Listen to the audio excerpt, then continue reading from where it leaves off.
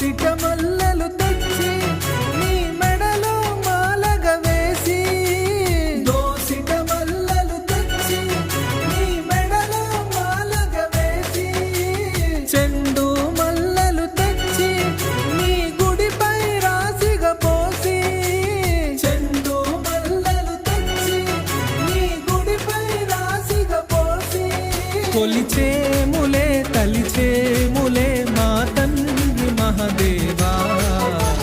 చూడాలని ఉంది శివయ్య నిన్ను చూడాలని ఉంది, కొలవాలని ఉంది శివయ్య పూజ చేయాలని ఉంది.